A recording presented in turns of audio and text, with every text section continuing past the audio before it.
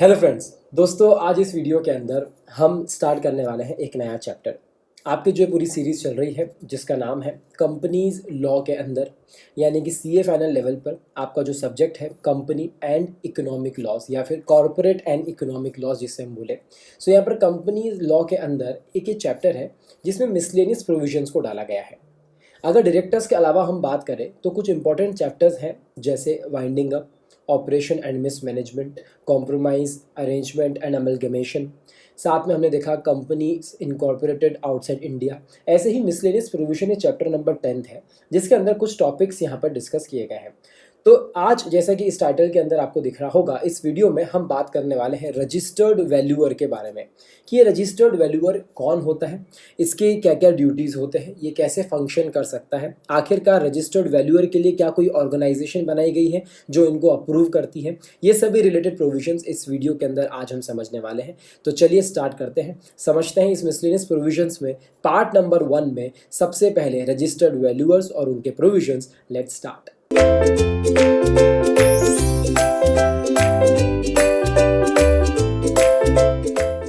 दोस्तों, ये बहुत ही एक छोटा सा टॉपिक होने वाला है जिसमें हम मिसलेनियस प्रोविजंस को यहाँ पर डिस्कस करेंगे। जैसा कि आपको स्क्रीन पर दिख रहा होगा, चैप्टर का नाम ही मिसलेनियस प्रोविजंस है। नाउ मिसलेनियस प्रोविजंस में सबसे पहले क्या क्या आता है हम ये डिस्कस करेंगे, बट उससे पहले मैं आपको ये बता देता हूँ कि ये चैप्टर पढ़ना इंपॉर्टेंट क्यों है। तो आइए हम ये साथ में समझेंगे, क्योंकि आपको जब तक यहाँ पर टॉपिक्स नहीं पता चलेंगे आपको इसकी इंपॉर्टेंस समझ में नहीं आने वाली है। तो मिसलेनियस प्रोविजंस आपका चैप्टर है ऑब्वियसली, और उसमें following topics will be covered under this chapter. सबसे पहले जो हमारा पार्ट 1 वीडियो है जहां पर हम डिस्कस करने वाले हैं किसको, रजिस्टर्ड वैल्यूअर को एंड रिलेटेड प्रोविजंस को। ये सबसे पहले वीडियो में हम यानी कि इस वीडियो में कवर करेंगे। उसके बाद में मिसलेनियस प्रोविजंस में और क्या चीज़ें कवर की गई है, removal of names of companies from registrar of companies, यानी कि किसी भी कंपनी का नाम अगर स्ट्राइक ऑफ किया जाता है, ठीक है, रिमूव कर दिया जाता है, तो उनसे रिलेटेड प्रोविजंस क्या होते हैं। यानी कि क्या ये स्ट्राइक ऑफ करना बहुत इजी है, क्या कोई पैरामीटर्स है जो फुलफिल करने पड़ेंगे, क्या कंपनी ढंग से बिजनेस नहीं करती है तो क्या उस कंपनी का नाम हटा दिया जाएगा, रजिस्ट्रार में से स्ट्राइक ऑफ कर दिया जाएगा। सो बहुत ही इंपॉर्टेंट टॉपिक, और नेक्स्ट सेकेंड पार्ट में हम इसको डिस्कस करने वाले हैं, ठीक है ना। ये जो सेकेंड टॉपिक है, अगर हम इसकी स्पेसिफिकली बात करें, removal of names of companies, तो इसको इंट्रोड्यूस किया गया था स्टार्टिंग में, और इसको आपके कोर्स में बहुत सारे यहाँ पर अलग से पूरा एक चैप्टर क्रिएट करके काफ़ी प्रोविजंस को डिस्कस किया गया था। बट अब ये जो पूरे प्रोविजंस है removal of names of companies वाला, ये आपको मिसलेनियस में डाल दिया गया है। सो लोग इसको छोड़ के जाते हैं, एक क्वेश्चन वो लोग डालते हैं, और छोटे छोटे टॉपिक्स है जो आपको मार्क्स लाने में बहुत ही ज़्यादा हेल्प करेंगे, ठीक है। सो ये वीडियोज़ सेल्फ स्टडी वीडियोज़ के पैटर्न में बनाए गए हैं। आप यहाँ पर मॉड्यूल नहीं है बट हमारे समरी नोट्स है, और मॉड्यूल से अगर आप मैच करेंगे इंस्टीट्यूट की सीए फाइनल की तो आपको सब कुछ एज इट इज़ दिखेगा। उन्हीं प्रोविजंस को कवर किया गया है जो आपके सिलेबस के लिए इंपॉर्टेंट है और एग्जामिनेशन पर्सपेक्टिव से ही आपको पढ़ाया जाएगा।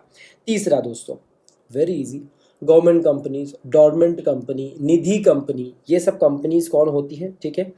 और कुछ पनिशमेंट के सेक्शन है इंपॉर्टेंट, जो हमारा सेलिब्रिटी सेक्शन है जिसे हम बोलते हैं क्या, सेक्शन 447, जो फ्रॉड के लिए बनाया गया है, और कुछ अदर सेक्शंस है वो हम कुछ नेक्स्ट वीडियो में कवर करेंगे, ठीक है। तो इस तरीके से कुछ मिसलेनियस प्रोविजंस, ऐसे पूरा चैप्टर फैला हुआ है। हमें बात करना है रजिस्टर्ड वैल्यूअर और रिलेटेड प्रोविजन के बारे में। तो आइए स्टार्ट करते हैं, इस टॉपिक को समझते हैं, ठीक है। उससे पहले हमको समझना पड़ेगा आखिरकार ये वैल्यूएशन की ज़रूरत क्यों पड़ रही है। Let's see that first. अब दोस्तों, हकीकत में होता क्या है कि जब भी हम किसी प्रोविजंस की बात करते हैं, मैं आपको एग्जांपल्स भी आगे देने वाला हूँ, जहाँ पर आपको किन्हीं चीज़ों का वैल्यूएशन करवाना पड़ता है, उनकी मार्केट वैल्यू के हिसाब से करवाना पड़े, आपको उनकी वर्थ अभी पता करना है, आपको उस मटेरियल का, उस कमोडिटी का, लेट्स से शेयर्स का, आपको वहाँ पर वैल्यूएशन पता करना है। लेट्स से यहाँ पर एक कॉम्प्रोमाइज़ की, अरेंजमेंट की, अमलगमेशन की स्कीम को डिस्कस किया जा रहा है, बराबर है ना। यहाँ पर जब इस स्कीम को डिस्कस किया जा रहा है तो ऑब्वियसली एक ट्रांसफरर होगा, एक ट्रांसफर ही कंपनी होगी, वहाँ पर शेयर्स हमारे मेन यहाँ पर ऑब्जेक्ट होगा, शेयर्स हमारा यहाँ पर प्रोडक्ट होगा, ठीक है। नाउ वहाँ पर जब यहाँ पर माइनॉरिटी इंटरेस्ट कैलकुलेट किया जाएगा, मेजॉरिटी को देखा जाएगा। ऑपरेशन मिसमैनेजमेंट के केस में 2 एग्जाम्पल दे दी मैंने आपको, एक कॉम्प्रोमाइज अरेंजमेंट अमलगमेशन के वहाँ पे, एक ऑपरेशन और मिसमैनेजमेंट के केस में जब माइनॉरिटी का स्टेक मेजॉरिटी का स्टेक हमको पता करना है। तो ऐसे बहुत सारे सिनेरियोज स्टैंड होते हैं, हमारे सामने आते हैं जब हमें वैल्यूएशन करवाना पड़ता है कमोडिटीज़ का या फिर कुछ चीज़ों का।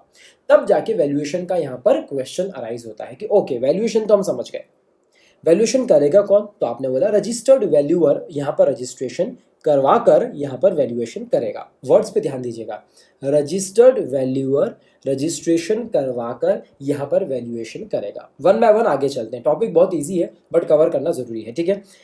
मेन यहाँ पर हमारा फोकस क्या है कि अगर एग्जामिनेशन में ये क्वेश्चन आ गया, एक भी क्वेश्चन एग्जामिनेशन में ऐसा नहीं होना चाहिए कि जिसको पढ़ के आप ब्लैंक हो जाए। नो आपको ब्लैंक नहीं होना है, आपको पता होना चाहिए कि ये टॉपिक मेरे सिलेबस में कौन से चैप्टर में है। अगर छोड़ के भी गए तो आपको पता होना चाहिए कि यस मैं ये छोड़ के गया था और ये आ चुका है। उससे क्या होता है कि पूरे पेपर पर अच्छा कमांड आता है आपका, ठीक है ना। वैल्यूएशन क्या है? तो उन्होंने बोला कि जहाँ पर where evaluation is required to be made in respect of any, क्या भैया इन रिस्पेक्ट ऑफ व्हाट? तो उन्होंने कहा इतनी सारी चीज़ें हैं, प्रॉपर्टी का वैल्यूएशन हो सकता है, स्टॉक्स का हो सकता है, शेयर्स का हो सकता है, डिबेंचर्स का हो सकता है, सिक्योरिटी का हो सकता है, गुडविल का होता है, कोई भी दूसरे असेट्स, या फिर यहाँ तक कि नेटवर्थ ऑफ द कंपनी और इट्स लाइबिलिटी। क्या कॉम्प्रोमाइज अरेंजमेंट और अमलगमेशन में आप इसको यूज़ कर सकते हैं? यस बिल्कुल कर सकते हैं। क्या माइनॉरिटी मेजॉरिटी में यूज़ कर सकते हैं? बिल्कुल कर सकते हैं। गुडविल का पता करना है भैया, करना पड़ेगा ना यार। सर दो कंपनीज के बीच में एब्जॉर्प्शन की स्कीम आ रही है, ठीक है सर, गुडविल का भी सेल हो रहा है वहाँ पर, तो गुडविल का वैल्यूएशन करवाना पड़ेगा, बराबर है। तो इन सब चीज़ों में वैल्यूएशन की ज़रूरत पड़ती है। सो इस एक्ट के अंदर यहाँ पर प्रोविजन बनाया गया है कि ये वैल्यूएशन कौन करेगा। तो उन्होंने कहा कि valued bye a person having. अब ज़रा ध्यान से देखिएगा, आगे जितने भी रूल्स एंड रेगुलेशंस आने वाले हैं वो सब यही है। क्या बोला मैंने? आगे रूल्स आएंगे, ठीक है दोस्तों। जिन रूल्स को क्या बोला जाएगा? वैल्यूएशन के रूल्स बनाए गए हैं, मैं आपको बताऊंगा, ठीक है ना। क्या हर कोई पर्सन आके वैल्यूएशन कर सकता है? उन्होंने कहा नहीं, आपके पास में रिक्वायर्ड एक्सपर्टीज होनी चाहिए, यानी कि एक्सपीरियंस होना चाहिए और क्वालिफिकेशन होना चाहिए, पहला पॉइंट। आप रजिस्टर्ड होना चाहिए, दूसरा point. Being a member of an organisation recognised, एक रिकॉग्नाइज्ड ऑर्गेनाइजेशन के आप मेंबर होना चाहिए। और ऑडिट कमेटी ने या फिर बोर्ड ऑफ डायरेक्टर्स ने, क्वेश्चन रुक गया हूँ यहाँ पर, सर कौन सी ऑडिट कमेटी, कौन से बोर्ड ऑफ डायरेक्टर्स? अरे भैया जिस कंपनी का यहाँ पर वैल्यूएशन चल रहा है उसकी ऑडिट कमेटी, अगर ऑडिट कमेटी नहीं है तो बोर्ड ऑफ डायरेक्टर्स, ये अपॉइंट करेंगे ना यार उस बंदे को। तो जो बंदा यहाँ पर वैल्यूएशन कर रहा है, सबसे पहले तो उसकी खुद की औकात होनी चाहिए, ठीक है, यानी कि क्या होना चाहिए? उसके पास खुद का क्वालिफिकेशन और एक्सपीरियंस होना चाहिए। उसके बाद में वो रजिस्टर्ड होना चाहिए, बराबर है। यहाँ पर कोई स्टेब्लिश्ड ऑर्गेनाइजेशन है जिसकी हम आगे बात करेंगे, जिसको बोला जाता है RVO। क्या बोला जाता है बच्चों? RVO यानी कि रजिस्टर्ड वैल्यूअर ऑर्गेनाइजेशन। उनके आप मेंबर होना चाहिए, ठीक है। और जिस कंपनी का आप यहाँ पर वैल्यूएशन करना चाहते हैं वहाँ से भी ऑथराइजेशन होना चाहिए इन टर्म्स ऑफ अपॉइंटमेंट, ठीक है। तो ये सब चीज़ें जब कंप्लीट होती है तो पूरे रूल्स बनते हैं और ये बोला जाता है कि ओके ये पर्सन वैल्यूअर बन सकता है हमारा, ठीक है। सो ये तो एक मोटा मोटा 4 पॉइंट्स आपको यहाँ पर एक्सप्लेन कर दिए गए हैं, बट उसके अलावा हमको यहाँ पर अब क्या देखना पड़ेगा? डिटेलिंग करनी पड़ेगी। तो चलिए बताइए भैया वैल्यूअर का रोल क्या है। अब बड़ी इंटरेस्टिंग बात बताता हूँ मैं आपको जो ये समरी नोट्स मिल रहे हैं ना बच्चों, अगर आप प्लीज़, मेरी रिक्वेस्ट है, आप जाइए मॉड्यूल खोलिए ICI का, आप वहाँ पर जाके देखिए कि किस मैनर में आपको ये टॉपिक्स एक्सप्लेन किए गए हैं। Then come back, see the notes और उनसे इन वीडियो को सुनिए जो यहाँ पर नोट्स आपको दिख रहे हैं। It will be a smooth ride for you, believe me, ठीक है। नाउ रोल ऑफ वैल्यूअर, ये जो वैल्यूअर है इसका रोल क्या है? अभी ये तो हम बात कर ही नहीं रहे हैं कि वैल्यूअर कौन अपॉइंट करता है, कैसे रजिस्ट्रेशन लेना है। आप तो बताओ, आपने कहा वैल्यूएशन की ज़रूरत है, यस। आपने कहा ये सब चीज़ें होगी तो वो वैल्यूअर बन सकता है, यस। उसका रोल क्या है ये बताओ आप। तो रोल ये है, सीधी सी बात है कि उसको वैल्यूएशन करना है। अरे वैल्यूएशन करना है मतलब असेट्स का ट्रू एंड फेयर वैल्यूएशन निकाल दो। ड्यू डिलिजेंस, पूरी प्रोसेस करते वक्त ड्यू डिलिजेंस रखो, कोई भी गलती मत करो, ठीक है। रूल्स के हिसाब से वैल्यूएशन करो, सिंपल सी बात है। बट ये तो बहुत ही चिंदी बातें थी, पर अब जो आने वाला है वो है नहले पे दहला। क्यों? क्योंकि आएगी इंपॉर्टेंट बात। मुझे एक बात बताओ, मेरी भाई की एक कंपनी है, ठीक है, और मैं एक RVO के साथ में रजिस्टर्ड वैल्यूअर हूँ, वेरी गुड, ठीक है। क्या मुझे अपॉइंट किया जाएगा मेरी भाई की कंपनी के असेट्स को वैल्यू करने के लिए? चलिए लेट्स से यहाँ पर आपको अपॉइंट कर भी लिया गया, which is very unlikely to happen.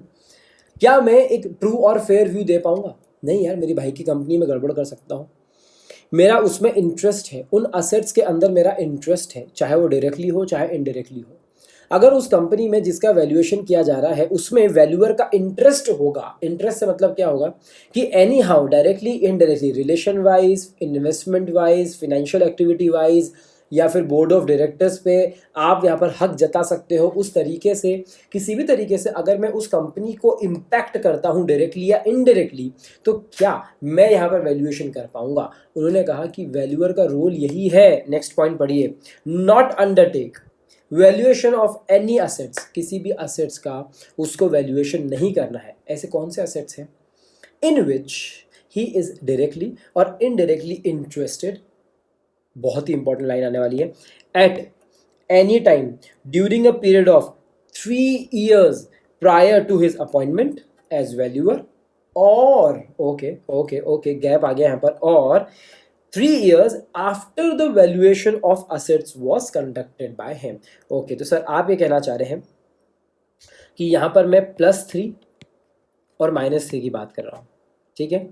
अगर मैंने इस डेट पर वैल्यूएशन किया है तो 3 साल पहले तक और 3 साल बाद तक अगर इस कंपनी के असेट्स में मेरा इंटरेस्ट आया है या आ चुका है या आने वाला है, तो क्या मैं इन असेट्स का, इस क्लास ऑफ असेट्स का वैल्यूएशन कर सकता हूं? उन्होंने कहा आप नहीं कर सकते हैं, क्योंकि सबसे पहला वर्ड आ चुका है नॉट।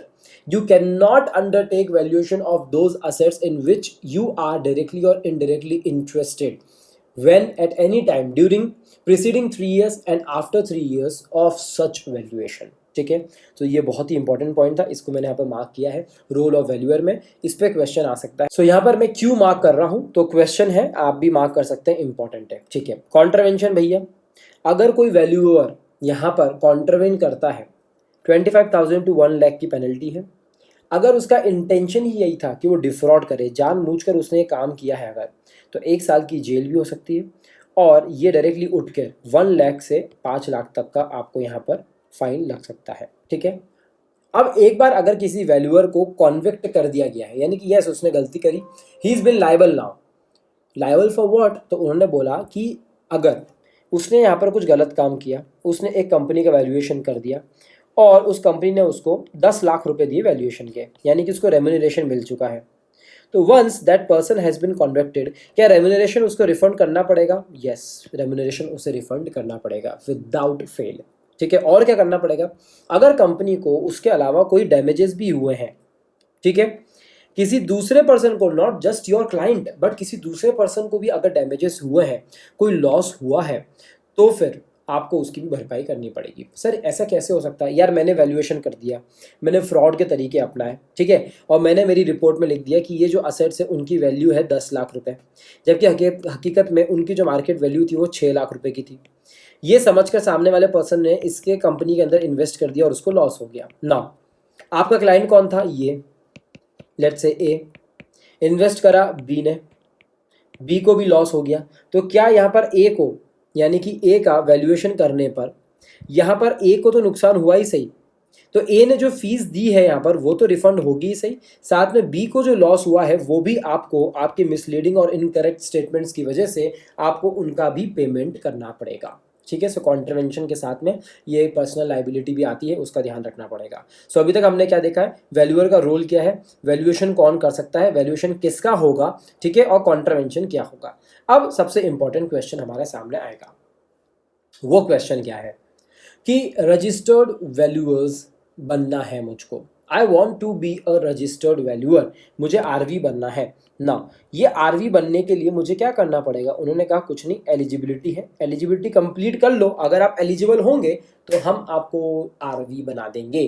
क्या एलिजिबिलिटी है, आइए देखते हैं। अब देखिए आरवी बनने के लिए एलिजिबिलिटी क्या है वो हम देख रहे हैं। सो प्लीज़ कंफ्यूज मत होइएगा, हम यहाँ पर आरवी की एलिजिबिलिटी देख रहे हैं, ना कि हम देख रहे हैं आरवीओ की। ठीक है, आरवीओ को हम बाद में डिस्कस करने वाले हैं। आरवीओ, रजिस्टर्ड वैल्यूअर्स ऑर्गेनाइजेशन, आरवीओ, तो आरवीओ का मेंबर होगा, ठीक है, तो ऑटोमेटिकली ये बोला जाएगा कि यस वो रजिस्टर्ड वैल्यूअर बनने के लिए तैयार है। और आरवीओ जिसको यहाँ पर रिकमेंड करती हो, ठीक है। सर ये इनडायरेक्टली आप ऐसा बोलना चाह रहे हैं कि अगर किसी को रजिस्टर्ड वैल्यूअर बनना है तो पहले उसको आरवीओ के पास जाकर मेंबर बनना पड़ेगा, आरवीओ जब तक उसको रिकमेंड नहीं करेगी तब तक उसको आरवी जैसे अपॉइंट नहीं किया जाएगा, क्या आप यही बोल रहे हैं? बिल्कुल करेक्ट। इसके अलावा सर कुछ एग्जाम वगैरह होती है क्या? बिल्कुल, वैल्यूएशन की एग्जामिनेशन होती है, वो आपने पास करी हो, ये बहुत ज़्यादा ज़रूरी है पिछले 3 साल के अंदर अंदर। तो लेट्स से अगर मुझे 1 जनवरी 2020 को यहाँ पर एप्लीकेशन आई है और मैं वैल्यूएशन करना चाहता हूँ, तो पिछले 3 साल का मेरे पास यहाँ पर वैलिडिटी होनी चाहिए मेरे एग्जाम की, ठीक है। 3 साल से पुराना मेरा एग्जामिनेशन है तो no, not possible. Rule number 6 registration के बारे में बात करता है। क्वालिफिकेशन और एक्सपीरियंस होना चाहिए, कितना? तो वो रूल नंबर 4 बात करता है, अब आगे देखने वाले हैं। माइनर नहीं होना चाहिए, अनसाउंड माइंड का नहीं होना चाहिए, हिंदुस्तान का नागरिक होना चाहिए, नहीं कि नागरिक तो सिटीजन तो ठीक है बट साथ में रेसिडेंट भी होना चाहिए। रेसिडेंट जो फेमा के हिसाब से डेफिनेशन है वही यहाँ पर चलेगी, ठीक है। Is a person resident in India. Now important, क्या अगर किसी कोर्ट ने उसको यहाँ पर कॉन्विक्ट किया है तो क्या वो यहाँ पर आरवी बन सकता है क्या? तो उन्होंने कहा कि अगर किसी कॉम्पिटेंट कोर्ट ने उसे कॉन्विक्ट कर रखा है 6 मंथ से ज्यादा के लिए, और अगर मॉरल टर्पिट्यूड या फिर कोई ऐसा ऑफेंस है जो मॉरल टर्पिट्यूड के साथ में किया गया हो, ठीक है, उसकी आपको सजा मिली है और उस चीज को 5 साल नहीं हुए हैं, ध्यान से सुनिएगा, 5 साल नहीं हुए हैं। फिर से हम एग्जांपल लेते हैं। 1 जनवरी 2020 को मुझे यहाँ पर आरवी बनना है और वैल्यूएशन के लिए मुझे जाना है, ठीक है।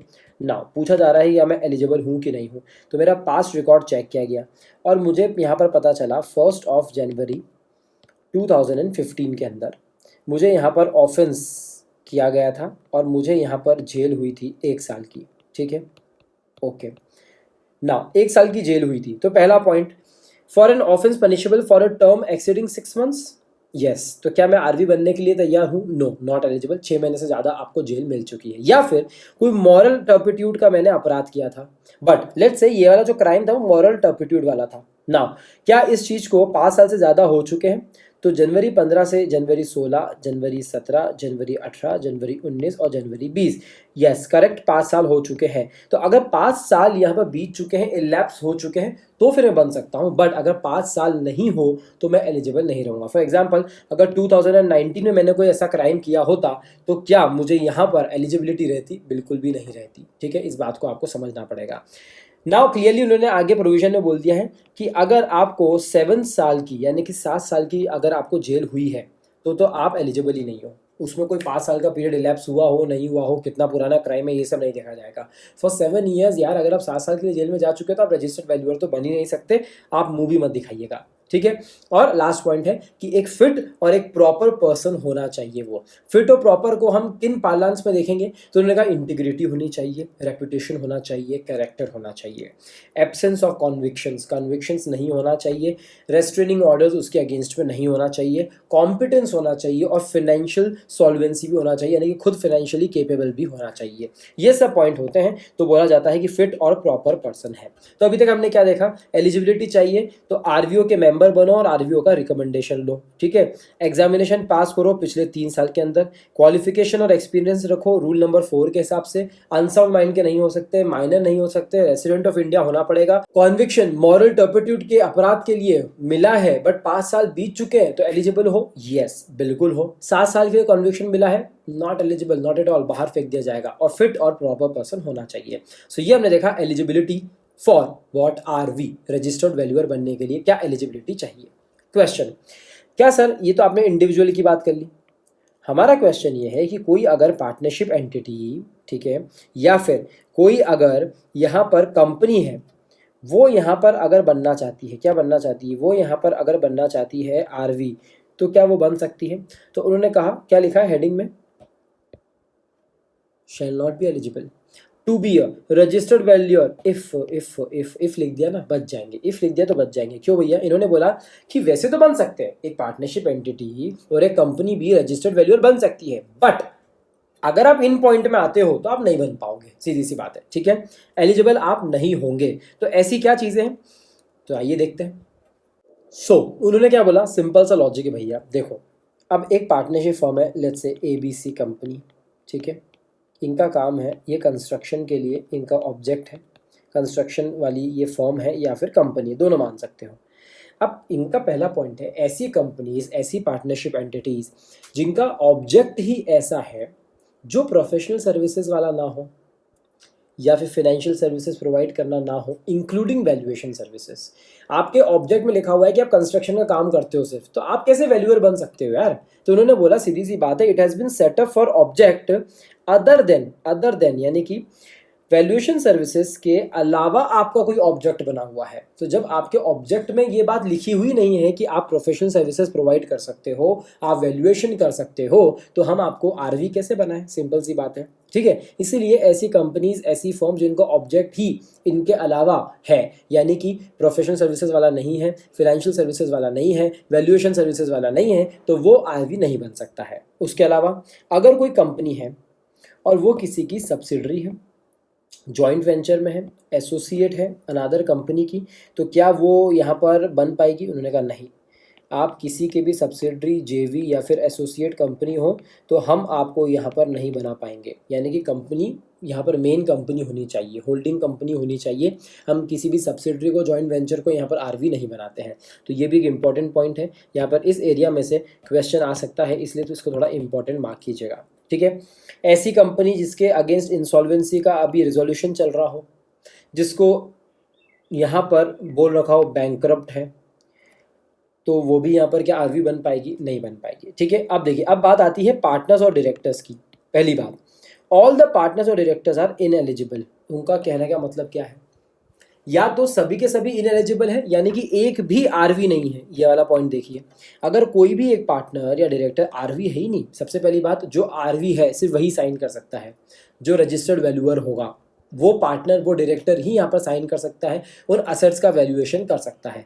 फॉर एग्जांपल यहाँ पर 3 है, 1 2 3, ठीक है, 3 पार्टनर्स हैं यहाँ पर। ओके, इस फर्म को काम मिला है, ये फर्म आरवी बन सकती है, बट इसके अंदर साइन करने वाला सिर्फ वही होगा जो एलिजिबल होगा। एलिजिबल होगा मतलब जो आरवी बन चुका है, जो मेंबर है आरवीओ का, वही बन पाएगा, वही साइन कर पाएगा उन असेट्स का, क्लासेस ऑफ असेट्स का, वही यहाँ पर वैल्यूएशन कर पाएगा। तो अगर एक भी पार्टनर या डायरेक्टर आरवी नहीं है तो भाई साहब आपकी फर्म आरवी नहीं बन सकती। अगर आपके सभी पार्टनर्स और सभी डायरेक्टर्स एलिजिबल नहीं है, एलिजिबल से मतलब कि वो सही नहीं है, तो क्या तब भी आप बन पाएंगे? नहीं बन पाएंगे।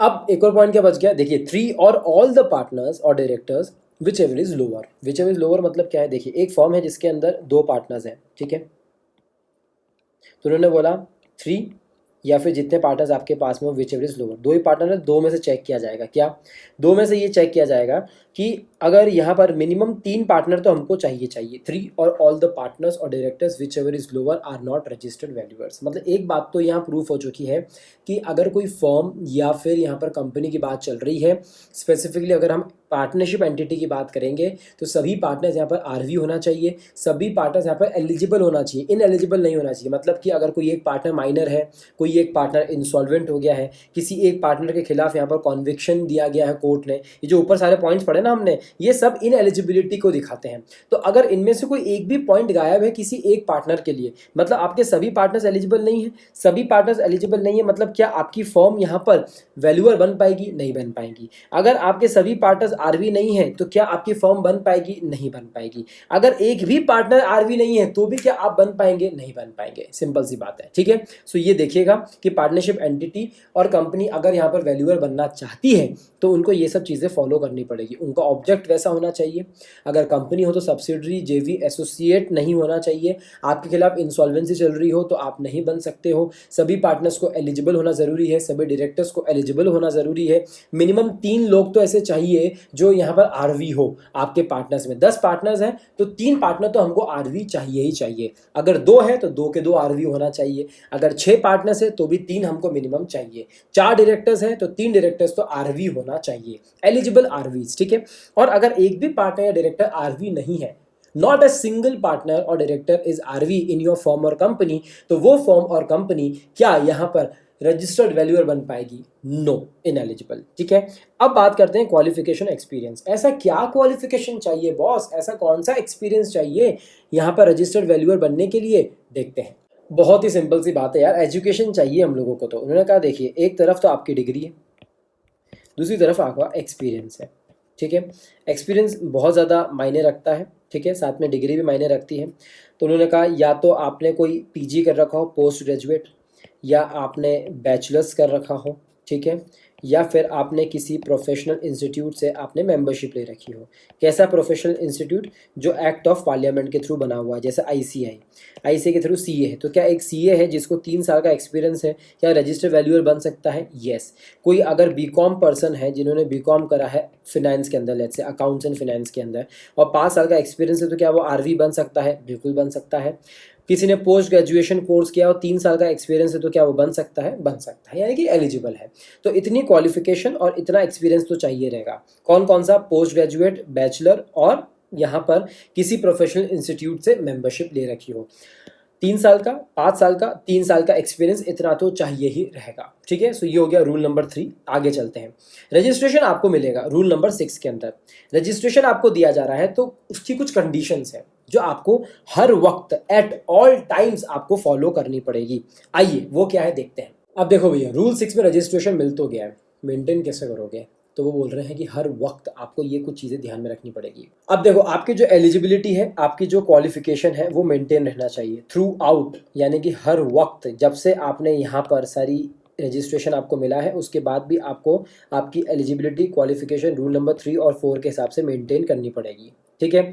सारे प्रोविजंस को, रूल्स को, एक्ट को, बायलॉज को आपको फॉलो करना पड़ेगा, बराबर है। आप वैल्यूएशन उन्हीं असेट्स का करोगे, उन्हीं क्लास ऑफ असेट्स का करोगे जिसके लिए आपको बोला गया है। अदर देन दोज असेट्स आप और किसी का यहाँ पर वैल्यूएशन नहीं कर सकते हो, ठीक है। जितना काम दिया है उतना ही काम करो, बाकी काम मत करो। अगर आपको यहाँ पर एक आरवीओ से दूसरे आरवीओ में शिफ्ट होना है, from one organisation to another organisation, तो आपको अथॉरिटी की यहाँ पर परमिशन लेनी पड़ेगी। आपको रिकॉर्ड्स मेंटेन करने पड़ेंगे एटलीस्ट 3 साल के। कोड ऑफ कंडक्ट आपको मेंटेन करना पड़ेगा। लोगों के दुखड़े सुनने के लिए, ग्रीवेंसेस के लिए, रेड्रेसल के लिए आपको एक प्रॉपर स्टेप्स लेने पड़ेंगे। अगर आपकी पार्टनरशिप एंटिटी है या फिर कंपनी है, ऊपर तो इंडिविजुअल्स की बात चल रही थी, ठीक है। अब बात करेंगे, अगर पार्टनरशिप एंटिटी है या कंपनी है, तो आपको इन बातों का भी ध्यान रखना पड़ेगा। क्या? कि सिर्फ उन्हीं पार्टनर्स को, डायरेक्टर्स को आप अलाउ करें जो एक रजिस्टर्ड वैल्यूअर है। ऊपर हम बात करके आ चुके हैं, ठीक है। अच्छा, अगर आपके पार्टनर का या फिर डायरेक्टर का कोई इंटरेस्ट है किसके अंदर, जिस कंपनी का वैल्यूएशन किया जा रहा है उसके कैपिटल के अंदर, अगर आपका पार्टनर या डायरेक्टर यहाँ पर एम्प्लॉयड करता है, कंट्रीब्यूट करता है, तो वो आपको मेंशन करना पड़ेगा, यानी कि आपको इंटरेस्ट को डिस्क्लोज करना पड़ेगा। इफ़ योर पार्टनर और director possess any interest in the company जिसका वैल्यूएशन हो रहा है तो। And the last point is, boss जो साइन कर रहा है, जो एक्ट कर रहा है, सिर्फ उसी की लाइबिलिटी नहीं है, जॉइंटली और सेवरली लाइबिलिटी है पूरी पार्टनरशिप फर्म की और कंपनी की। ये मत समझिएगा जो आरवी है सिर्फ उसी की लाइबिलिटी होगी, नहीं नहीं नहीं नहीं, हर पार्टनर की जॉइंटली और सेवरली यहाँ पर लाइबिलिटी रहने वाली है, ठीक है। सो ये बात हो गई किसकी, कि आपको यहाँ पर रजिस्ट्रेशन के लिए क्या क्या कंडीशन फुलफिल करनी पड़ेगी। हमेशा एलिजिबिलिटी, क्वालिफिकेशन रखो, रूल्स बायलॉज को, रेगुलेशंस को फॉलो करो, उन्हीं असेट्स का यहाँ पर वैल्यूएशन करो जिसके लिए बोला गया है। आरवीओ चेंज कर रहे हो तो प्रायर परमिशन लो। यहाँ पर आपको सारे रिकॉर्ड्स मेंटेन करने पड़ेंगे पिछले 3 साल के। कोड ऑफ कंडक्ट देखो, रेड्रेसल ऑफ ग्रीवेंसेस के लिए प्रॉपर स्टेप्स लो। उन्हीं पार्टनर्स और डायरेक्टर्स को बोलो साइन करने के लिए जो आरवी है। इंटरेस्ट को डिस्क्लोज करो और जॉइंटली और सेवरली लाइबिलिटी रहेगी सबकी, ठीक है। तो अभी तक क्या हो गया है, अभी तक कंडीशन देख ली रजिस्ट्रेशन की, रूल 3 में क्वालिफिकेशन देख लिया है, पार्टनरशिप एंटिटी और कंपनी की एलिजिबिलिटी देख ली है, रजिस्टर्ड वैल्यूअर आरवी की एलिजिबिलिटी देख ली है, और स्टार्टिंग में वैल्यूएशन और उसका यहाँ पर कॉन्ट्रवेंशन भी देख लिया है कि वैल्यूअर अगर गड़बड़ करता है तो क्या होगा, ठीक है। अब हम आगे देखने वाले हैं वैल्यूएशन रिपोर्ट के अंदर क्या क्या आता है, लेट्स सी। चलिए, तो अब आगे हम देखने वाले हैं details in the valuation report, यानी कि जो रिपोर्ट बनाई जाएगी उसका डिटेल्स क्या क्या होगी, उसके अंदर क्या क्या बताना ज़रूरी है। बड़ी सिंपल सी चीज़ है, देखिए लॉजिकल बात है, आप वैल्यूएशन करने जा रहे हैं, बराबर है, तो जिस असेट का वैल्यूएशन कर रहे हैं उसका ज़रा बैकग्राउंड बताइए ना, ठीक है। उसकी बैकग्राउंड इन्फॉर्मेशन होना चाहिए, आपका इस वैल्यूएशन का क्या पर्पस है, ठीक है, किस अथॉरिटी ने आपको अपॉइंट किया है, वैल्यूअर कौन है, और अदर कोई दूसरे एक्सपर्ट्स यहाँ पर अपॉइंट किए गए हैं तो वो कौन है, ठीक है। आपका कोई यहाँ पर इंटरेस्ट है क्या, या फिर आपका कॉन्फ्लिक्ट है क्या इस कंपनी के अंदर, आप उस एसेट के अंदर इंटरेस्ट रखते हैं क्या, वो भी आपको वहाँ पर मेंशन करना पड़ेगा। किस डेट कर आपको अपॉइंट किया गया है, वैल्यूएशन कब की गई है और रिपोर्ट की डेट क्या है, तीनों चीज़ें बतानी पड़ेगी। क्या कोई इंस्पेक्शन और इन्वेस्टिगेशन भी किया गया था, इन्फॉर्मेशन जो आपने यूज़ करी है उसका सोर्स क्या है, उसका नेचर क्या है, प्रोसीजर आपने क्या अडॉप्ट किया है, रेस्ट्रिक्शंस क्या क्या है कि आप रिपोर्ट को किस पर्पस के लिए यूज़ करना है। वैल्यूएशन अलग अलग पर्पसेस के लिए किया जाता है, तो आप रिपोर्ट मेंशन कीजिए कि ये जो रिपोर्ट है इसका सिर्फ यूसेज है कंपनी के मेंबर्स के लिए, माइनॉरिटी और मेजोरिटी स्टेक पता करने के लिए, दूसरे लोगों के लिए ये रिपोर्ट नहीं है तो वो इसको यूज़ नहीं कर सकते। ऐसा डिस्क्लेमर भी देना पड़ेगा और ऐसा रेस्ट्रिक्शन आपको मेंशन करना पड़ेगा। मेजर फैक्टर्स क्या है वो भी बताइए और कंक्लूजन क्या है एट लास्ट वो आप मेंशन कीजिए। तो यहाँ पर आपको इतनी सब चीज़ें रिपोर्ट के अंदर दिखानी पड़ेगी। इंपॉर्टेंट क्या क्या है, असेट्स की इन्फॉर्मेशन आपको देनी पड़ेगी, आपकी खुद की इन्फॉर्मेशन आपको देनी पड़ेगी, आपको सारी डेट्स यहाँ पर मेंशन करनी पड़ेगी, ठीक है, जैसे कि अपॉइंटमेंट आपका कब हुआ है, ठीक है, और वैल्यूएशन कब हुआ है, और आप रिपोर्ट कब बना रहे हैं, ठीक है। जो इन्फॉर्मेशन आपने यूज़ करी है वो बताना पड़ेगा, जो प्रोसीजर आपने यूज़ किया है वो बताना पड़ेगा, रिपोर्ट का यूसेज और कंक्लूजन आपको बताना पड़ेगा। इस तरीके से ये सब चीज़ें वैल्यूएशन की रिपोर्ट में जाती है ना।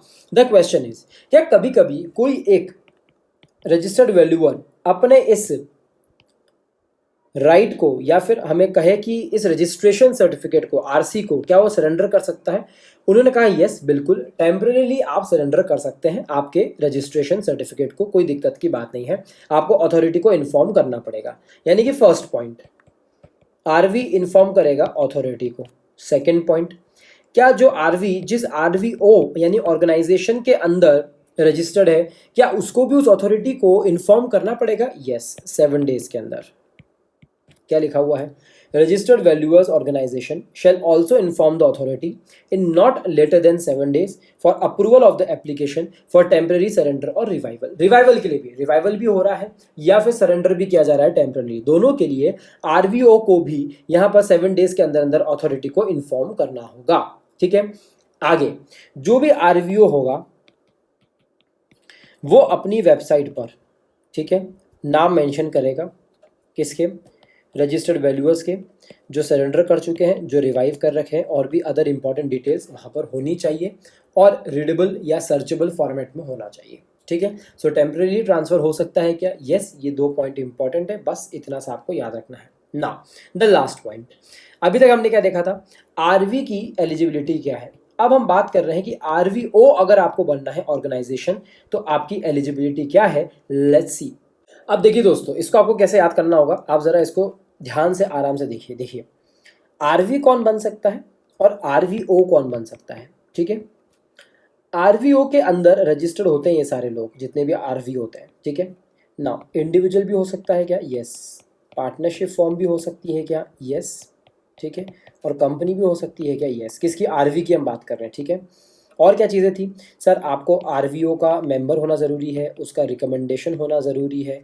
सर हमने साथ में देखा था आप माइनर नहीं हो सकते, आप अनसाउंड माइंड के नहीं हो सकते, बराबर है ना। सर कॉन्विक्शन नहीं हो सकता आपके खिलाफ, जिसमें 6 months का पॉइंट था, 5 years का पॉइंट था, 7 years का पॉइंट था, ठीक है। 7 years में तो फुली क्रॉस, 5 years के गैप से ज़्यादा हो गया हो तो टिक, और 6 months से ज़्यादा हो तो फुली क्रॉस, ठीक है। इस तरीके से कुछ चीज़ें हमने देखी थी कि आरवी कौन हो सकता है, आरवी कौन नहीं हो सकता है।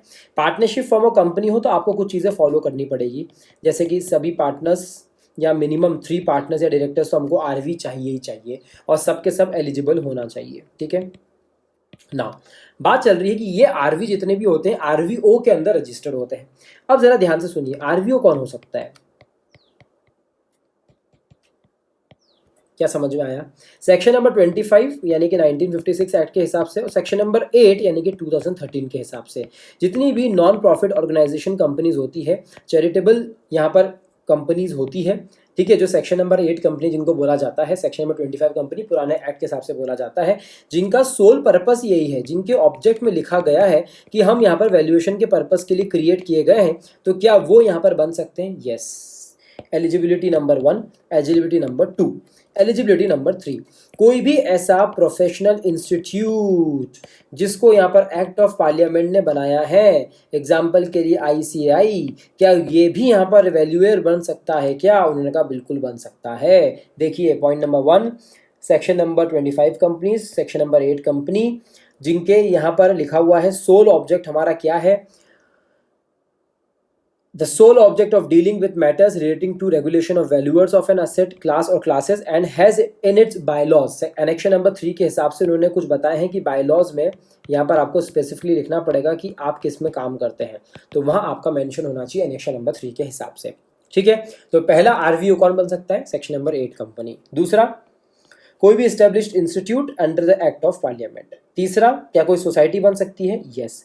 चौथा, कोई ट्रस्ट बन सकता है क्या, यस, बट कुछ कंडीशन है जो उनको फॉलो करनी पड़ेगी। एक ट्रस्ट है, एक सोसाइटी है, एक एक्ट ऑफ पार्लियामेंट के थ्रू रजिस्टर्ड यहाँ पर प्रोफेशनल इंस्टीट्यूट है, एक सेक्शन नंबर 8 कंपनी है ना। ये सब आरवीओ बन तो सकते हैं, बट उनको ये सब चीज़ें करनी पड़ेगी। क्या, उनको एजुकेशनल कोर्सेस यहाँ पर जो वैल्यूएशन के लिए होते हैं उनको यहाँ पर कंडक्ट करने पड़ेंगे, एजुकेशनल कोर्सेस।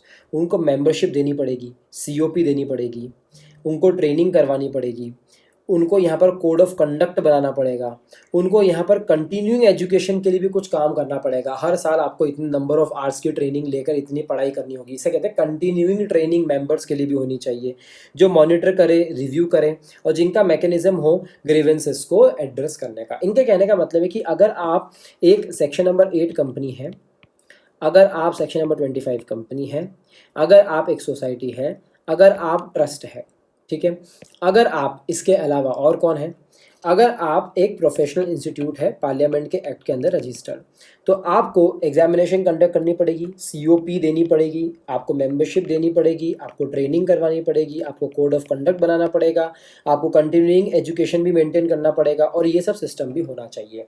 मतलब कि आप पूरी तरीके से दिखना चाहिए कि you are in the act of valuation, तो ही आप आरवीओ बन पाएंगे। ठीक है दोस्तों, सो बस ये हो गया हमारा पूरा चैप्टर यहाँ पर क्लोज।